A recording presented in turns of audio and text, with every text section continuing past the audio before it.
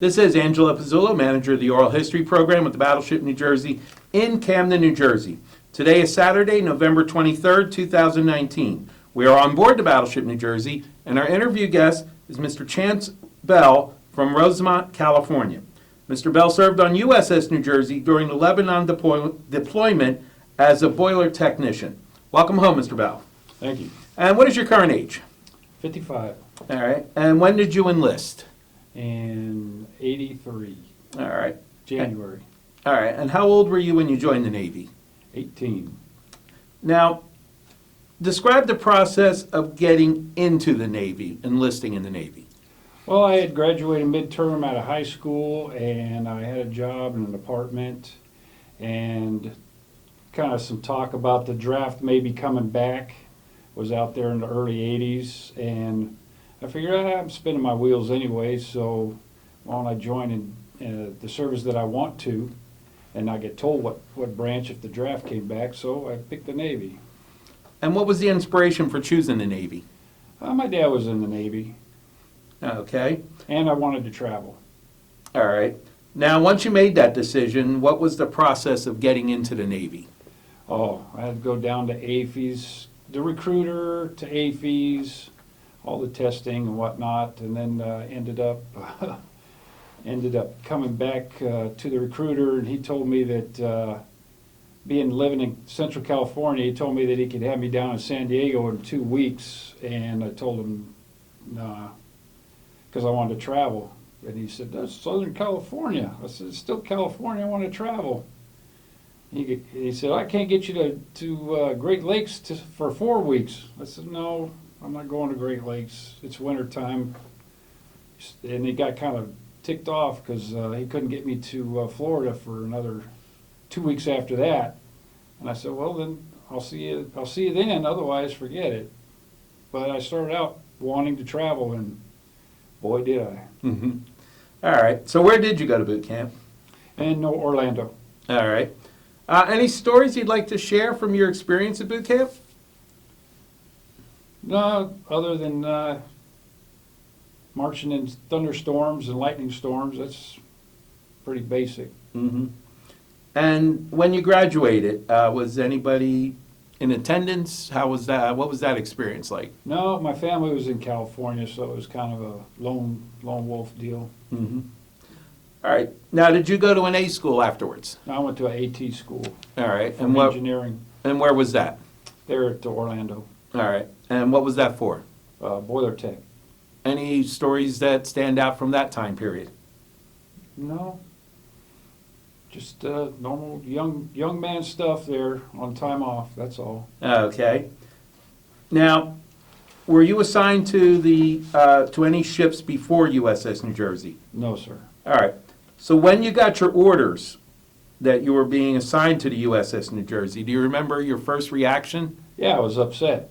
Okay.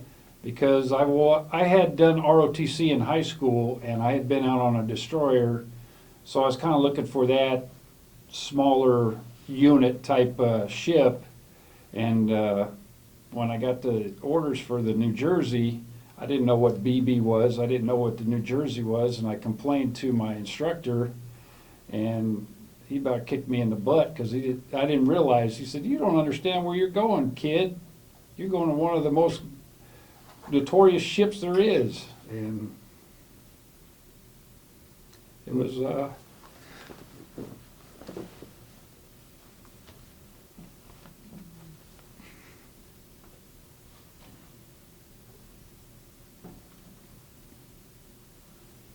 it was. So anyway. Mm-hmm. All right.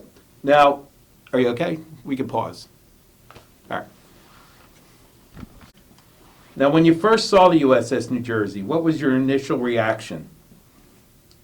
I was happy to see her because I reported down to Long Beach, and she was in San Francisco, and I got to clean toilets and stuff until she got back. So I was really happy to see her, and she's beautiful. All right. Now, what I'd like you to talk about now is just everyday life on board the ship when you were off duty. Did you have entertainment? Were you part of any of the sports teams? And just everyday life from the time you got off duty until you went back on duty. You mean at sea or at Either port? one, whatever. Yeah, anything you remember. At sea would be great. At sea, I was a boiler tech, so we were doing 4-hour shifts. So a lot of times, depending on what duty shift you had, when you weren't eating, you were sleeping. Mm-hmm. So, and you'd come up. I think I remember one time I didn't see sunlight for probably 2 weeks. At one time, I didn't have an opportunity to go above decks. And when I finally did, it was I got a headache, instant headache, from the sunlight. Mm-hmm. Yeah, let's go back to when you first were assigned in New Jersey. You had a little bit of some travel fun, we'll call it. Yeah. Talk about that. The- Well, you were in your hometown, and they sent you all the way down. Oh yeah. When I got done with boot camp, and my hometown is in Central California, which is about an hour and a half east of San Francisco. So instead of being able just to pop over to San Francisco and come aboard the ship, I got to go down to Long Beach for a week and clean toilets and whatnot on base. And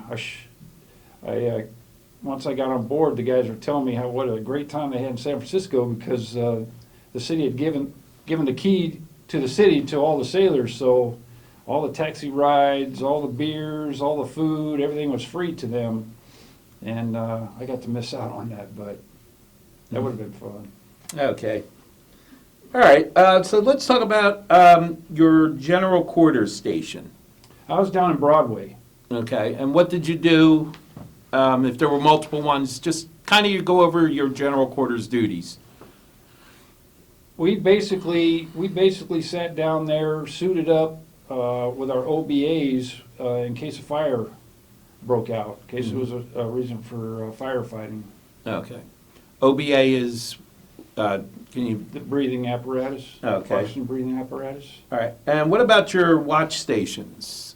Did I you was have- down there in the boiler room. So that was part of your regular job. That was it. All right. So talk about as much detail as you can your regular job on the battleship. What did you do? What was the routine like? Well, you show up at boot camp, and the first thing you do is they kick you off to the mess decks. Mm-hmm. Everybody's got to do a tour of the mess decks. Every department has to send personnel to support the mess decks. And lucky for me, the first part of the cruise, the Westpac, which turned out to be called primarily known as the Guest Pack, guess where we're going next. I was on the mess decks, which allowed me to have liberty every night and every other full day. But once I was done with the mess decks, then I was down in the boiler room doing the on shift, off shift. And during work hours, you worked if you weren't on duty. And then when they knocked off ship's work, that's when you took your time to eat and sleep before your next watch. All right. So exactly what were the duties of the boiler tech? Well, you start out down the boiler room. Once you're low man on totem pole and you get done with the mess decks, you go down to the boiler room and you're low man down there, and you start out as the messenger, which is a nice word for gopher.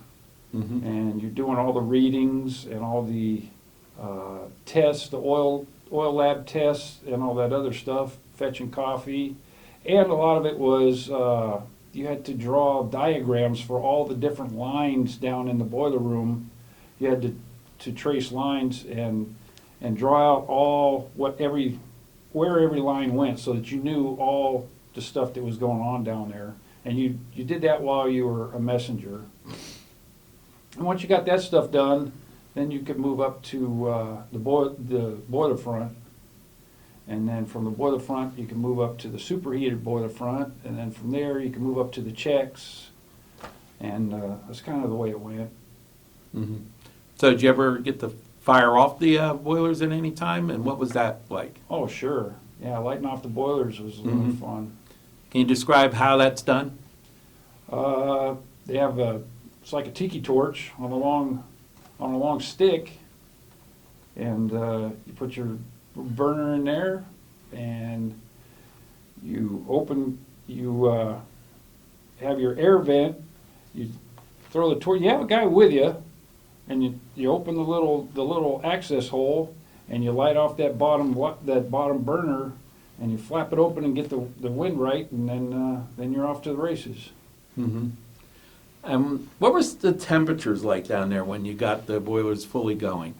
Oh, I think it was like depending on where we were on the globe, it was between 80 and 90 degrees underneath the fresh air vents, if I remember correctly. Sometimes. We had a little mishap down there. We had one of our shipmates cleaning the bulkhead, dropped a bucket of water, threw it on the bulkhead. I don't know how he did it, but he threw it on the control panel for the vents. And at that time, I think they said we got up to 120, 130 degrees down there in the boiler room, and we were on 5-minute rotations just to keep it running until the ventilation could be fixed. That went on for some time. Okay. Anything else as far as your job that you can remember that just to give people an idea of the work that was being done down there? It builds grit. All right. You learn to work. You learn to bust your knuckles. All right. Now, when I remember you telling me earlier that how fast did you get the ship when you were got the orders to deploy to Lebanon?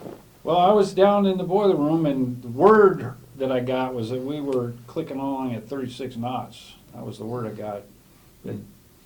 How fast is that in miles per hour? I think it's like 40 or something, isn't it? Okay.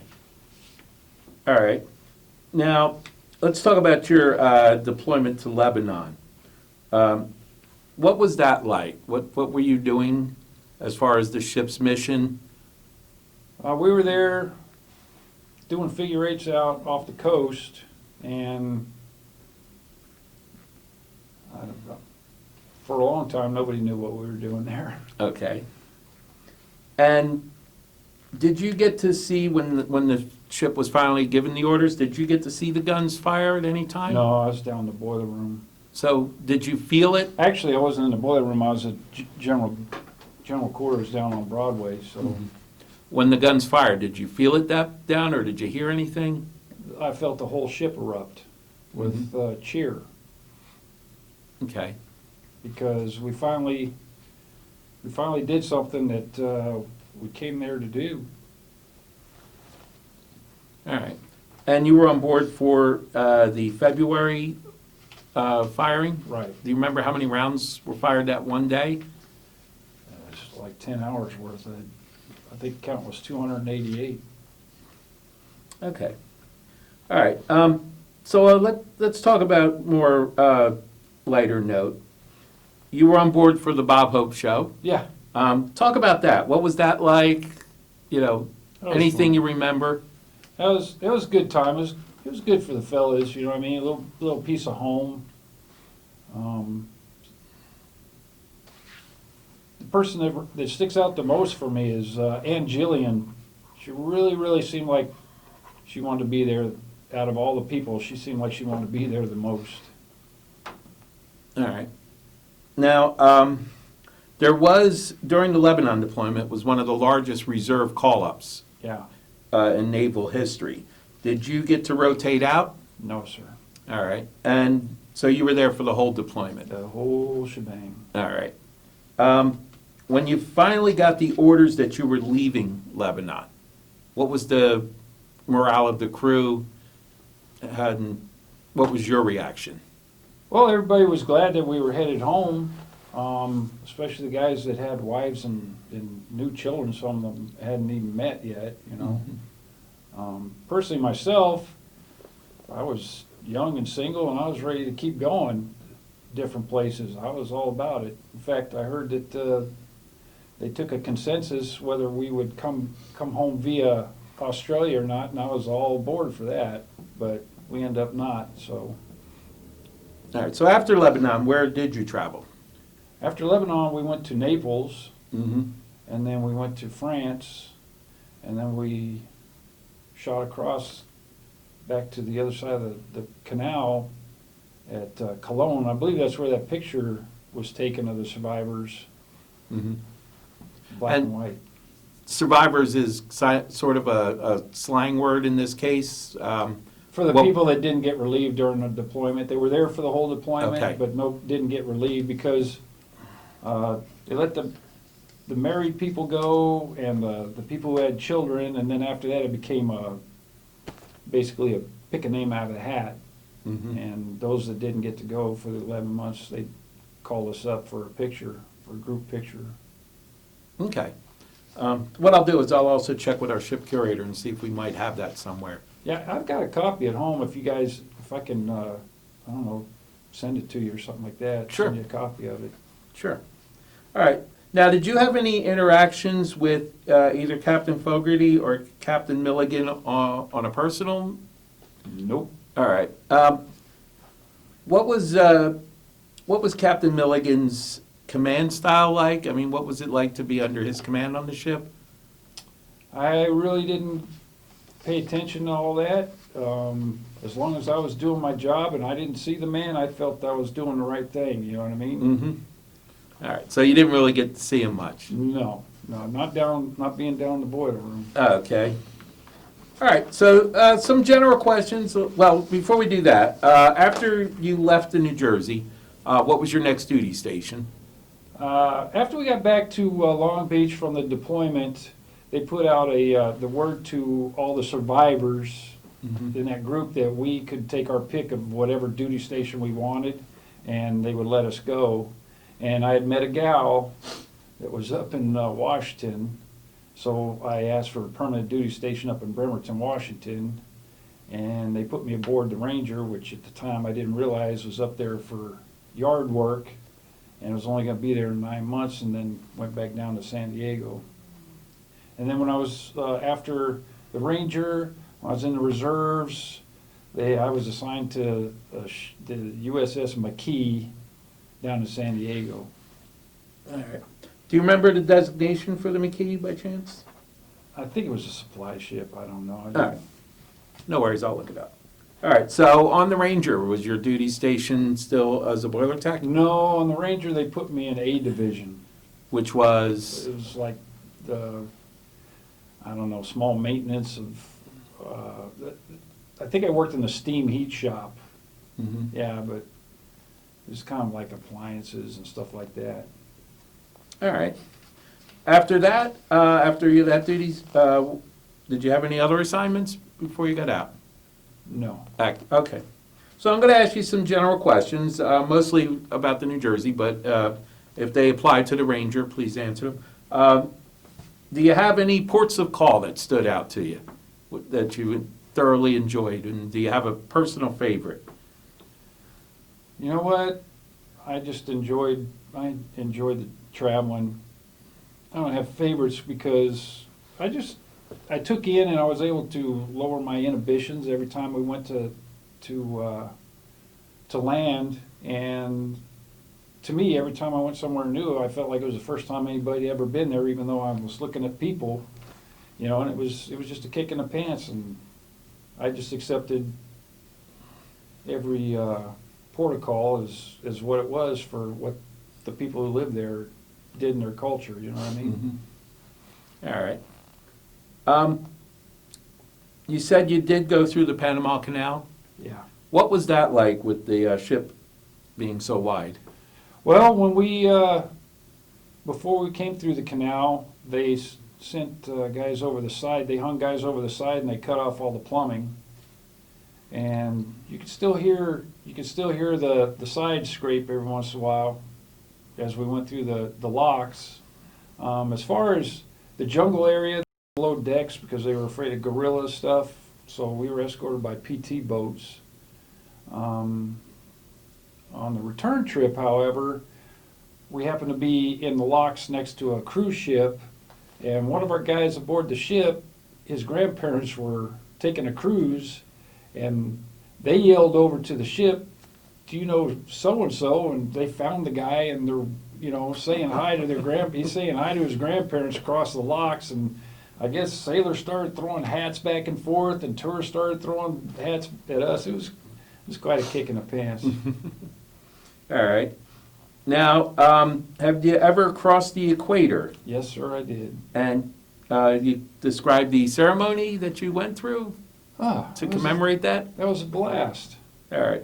That was a blast. Sore knees, sore hind end, from getting whacked with a fire hose. That was a lot of fun. That was a lot of fun back then. Mm-hmm. It's too bad they don't still do that stuff. It helps build character, I think.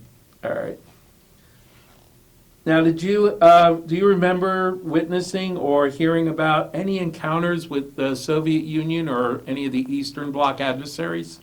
I remember, I think a bear did a flyby on us, Mm-hmm. and it was pretty low.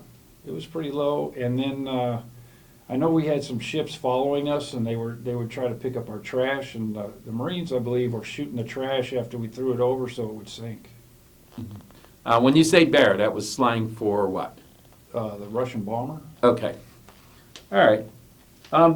So let's go ahead and talk about any other experiences or stories that you had on the battleship that you'd like to talk about. I'll probably think of a lot after I leave here. Mhm. No, it was just a good time. It was a proud ship, very proud ship. Met a lot of good people aboard this ship. In hindsight, I wish I had never left Mhm. and changed duty stations. I wish I would have stayed on board. But you're young and stupid. All right. So when did you get out of the Navy? I got out of the Navy in '88. I was finished. All right. So let's talk about your post-Navy life, your career, family, anything you'd like to mention up to from the time you got out of the Navy to present. After the Navy, I got a career job with the state of California. I had one daughter who grew up and ended up going into the Navy also. She served aboard the Nimitz, made me proud. It's been a good time. It's been a good life. I learned a lot in the Navy, how to get things done and forge ahead and handle your business. You know what I mean? It taught me a lot. All right. Now,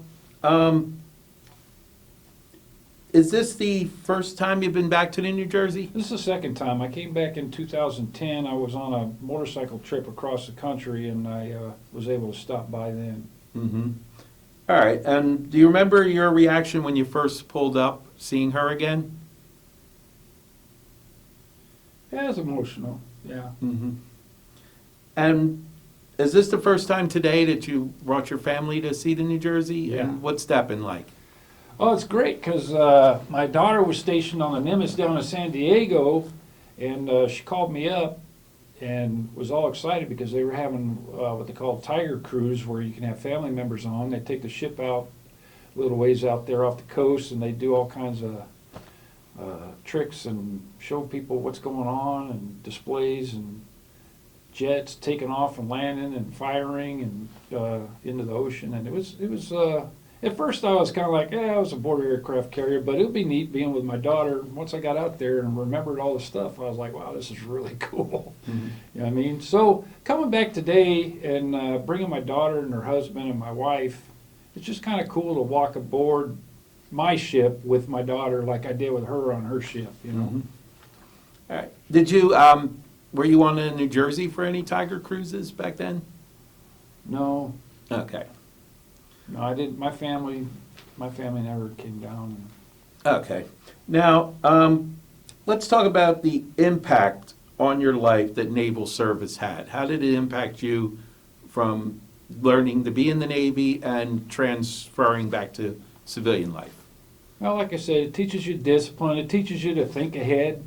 you know what I mean? Because especially like down there in the engineering, you're rebuilding a pump that's working perfectly fine because it's got enough hours on it and you don't want it to break down, so you switch over to this pump that you rebuilt last time.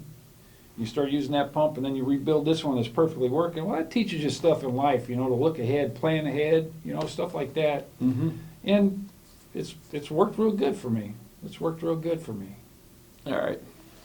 And this last question, well, before we do that, give you, since you had a chance to kind of reminisce, let me go back to say, any other stories or any other interactions that you remember from your time on the New Jersey that you reconciled at this point? You mean like protocols and stuff like that? Whatever you like, yeah. Well, I mean, there's some wild ones. I don't know if I want to say that stuff on video. Okay. But I don't know. It was kind of crazy in Israel. I was there for New Year's Eve, Mm-hmm. and I was trying to get to a club. The taxi was trying to get us to a club.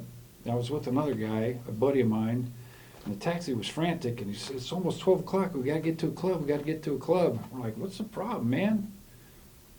And we found out what the problem was, because in Israel, Haifa, Israel, they came out at midnight, and instead of throwing fireworks and stuff like we do, they started throwing bottles in the air, and that was their fireworks. I don't know. And so there was glass all over the street, and this guy's trying to navigate the streets that don't have glass on them, and people are throwing bottles at the cars. It was kind of crazy. Mm-hmm. Now, this is a question. For Christmas, the decorations, did you guys decorate the discone cage antenna by chance? The what? The discone, the antenna at the very front of the ship? No. No. Okay, because that was... Not that I know of. I mean, it's hard. It's hard when you're in engineering down Mhm. there. I went from the mess decks out of my berthing area. I came up to the south end of Broadway and went down. You know, most of the time. Okay. We had decorations down there in the fire room that we'd do. You know, drawings and stuff like that. It was kind of fun, but. Now, earlier, you did talk about a little bit of a mishap that was on the ship with the guns. And, yeah, could you describe that? Yeah. From what I understand, they were firing 10 degrees off center, and after they did that, it was a lot of stuff that showed that you got to go more than 10 degrees. I guess the bellows in turret 1 blew out. There was one of the winches on the back on the fantail. The brass cover blew all the way off, and then that I don't know what is a comms building or something back. The signal locker. Is that the signal locker? Yeah. The whole side of that thing got caved in quite a bit. Mm-hmm. Yeah, that was a big oops. But you know, live and learn, right? Right. Final question. This will be seen by future historians, researchers, or teachers. Do you have any kind of legacy statement to leave to the future generations about your time or our time? The only statement I can make off that is, no matter how boring you think it is, your best bet is to look back and study history, and don't forget where you came from. All right. Or where we came from. All right. All right. Anything else you'd like to mention? No, that's it. So thank you for everything today. I appreciate it. All right. In that case, let's go ahead and we'll close the interview. Thank you for your service and taking time to join us. This concludes our interview. And my name is Angelo Pizzullo, Director of the Oral History Program on board the Battleship New Jersey in Camden, New Jersey. Today is Saturday, November 23rd, 2019. Our interview guest was Chance Bell from Rosemont, California. This recording and any transcripts, abstracts, or indexes made from the recordings will be stored in the Oral History Department of the Battleship New Jersey, the Library of Congress's Veterans History Project, and the New Jersey State Library System. All recordings will be made available to writers, researchers, teachers, and historians. And this is Angelo Pizzullo signing off.